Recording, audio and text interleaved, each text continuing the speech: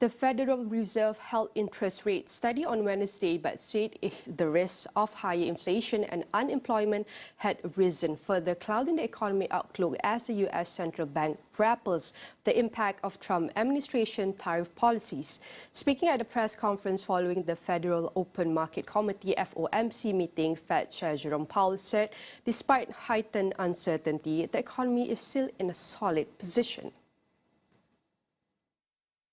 He noted Fed policy will need to be nimble and said, "We believe that the current stance of monetary policy leaves us well positioned to respond in any timely way to potential economic developments." Powell noted that trade policy remains a source of uncertainty that affirms the Fed's need to be in wait-and-see mode. My colleagues and I remain squarely focused on achieving our dual mandate goals of maximum employment and stable prices for the benefit of the American people. Despite heightened uncertainty, the economy is still in a solid position. The unemployment rate remains low, and the labor market is at or near maximum employment. Inflation has come down a great deal, but has been running somewhat above our 2% longer-run objective. In support of our goals, the tariff increases announced so far have been significantly larger than anticipated.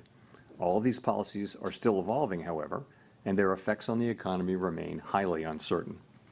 As economic conditions evolve, we'll continue to determine the appropriate stance of monetary policy based on the incoming data, the outlook, and the balance of risks. The direction of policy will depend on which of the job and inflation risks developed, or, in the more difficult outcome, whether inflation and unemployment increase together, and force the Fed to choose which risk is more important to try to offset with monetary policy. A weaker job market would typically strengthen the case for rate cuts. Higher inflation would call for monetary policy to remain tight.